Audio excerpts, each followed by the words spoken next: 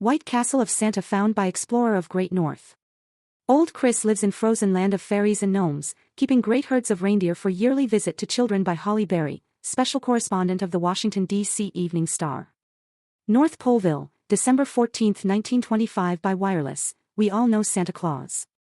Everyone loves him and likes to hear stories about him. But stop to think of what you know about Santa Claus. Can you tell any more than that he lives up in the land of ice and snow near the North Pole, that he has a white beard and wears a red suit and hat, and that once a year he drives away with his team of swift reindeer and visits good children everywhere, going down the chimney and leaving presents? In the last few years men have discovered many great things. Explorers have gone far away, in ships, in airplanes and on foot, and have brought back tales of strange lands and people. But the greatest story, you will all agree, is the finding of the home of Santa Claus. Early this winter, Captain F.E. Kleinschmidt and his wife were away up north among the Inuit taking moving pictures. The captain took pictures of the way the Inuit lived in their snow houses and hunted the polar bear, the seal and the walrus. He saw how they herded their reindeer. The Star sent its correspondent to visit the captain. It was nearly Christmas time when the correspondent arrived, and, of course, everybody was talking about Santa Claus. The Inuit, of course, are the nearest neighbors of Santa Claus and ought to know something about him. So the Star's correspondent and the captain's wife, shall we call her Mrs. Cap, began to ask questions. Start for Santa's home. We thought it would be a wonderful thing to meet Santa Claus and call on him in his home, perhaps even have tea with him, and then ask him if he would allow us to make honest-to-goodness moving pictures of him. At last we found a little wrinkled old Inuit woman, called Nung, who thought she could direct us to the home of Santa Claus. So one day we started off with our reindeer teams headed north and traveled for many days and nights. Really, it was night all the time, for in this country the sun does not shine for 3 months in the winter, but the moon shining on the snow makes it almost as light as day.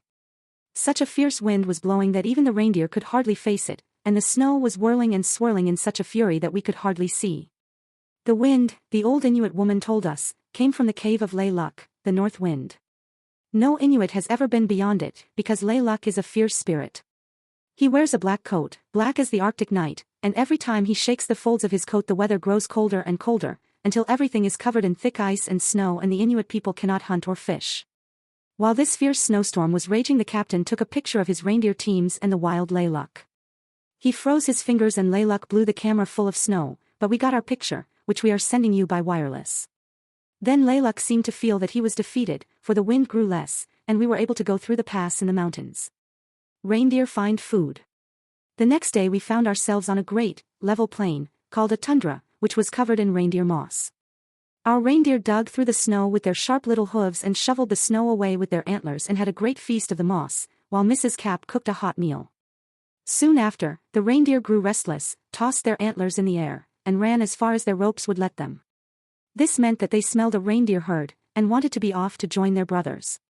So the captain quickly loaded the sleds again and let the reindeer have their own way. Off they darted as if they had neither sleigh nor load behind them. They went in great leaps and bounds, throwing the hard snow from their hooves so that we people on the sleds had to lie down and cover our faces. You know how hot and sticky you get when you run. The reindeer does not perspire through his skin as we do, but throws his head up and opens his mouth wide, through which great clouds of steam rush into the freezing air. It is a great thing to ride behind a pair of these swift steeds. Just before the big moon sank behind a low ridge of mountains, we began to see hundreds and even thousands of dark spots all over the great plain. It was a vast herd of reindeer. A few minutes more and our sleds were right among them, and our reindeer stopped, panting from their fast run. We pitched camp and built a bonfire, with the reindeer all us looking at the fire with great, soft brown eyes. All at once there stood beside our campfire a little old man, not more than 3 feet high, with wrinkled face and white, frost-covered whiskers. He came so suddenly that we have no idea where he came from. It was just as if a dwarf had stepped out of the storybook of Snow White. "Won't you come over to the fire and have a cup of hot tea?" I asked politely. The little man was not at all bashful, and made himself right at home. He could understand our language as well as the language of the Inuit. "Why did you come way up here near the North Pole?" he asked. "Can I help you in any way?" He was so wick and thoughtful that we named him Assistant. The captain told him that we were taking moving pictures, and showed him the camera. "Ho! I have made many little movie cameras for the children," said Assistant. "Santa's castle home. Why, you must be one of Santa's little men," said Mrs. Cap. "We have come all the way up here to see him and take pictures of him for the children." Assistant shook his head, and said that Santa might let grown-ups see him, but he would never show himself to children. But I will go back and ask him if he will let you come, said Assistant. He promised to be back in the morning, or rather, when the moon came up again.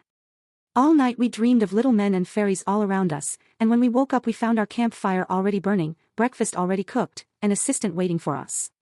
He brought us the great and wonderful news that Santa would see us. Quickly we harnessed our teams, and as the great reindeer herd parted to make way for us, we saw in the distance a beautiful white shimmering castle, the home of Santa Claus.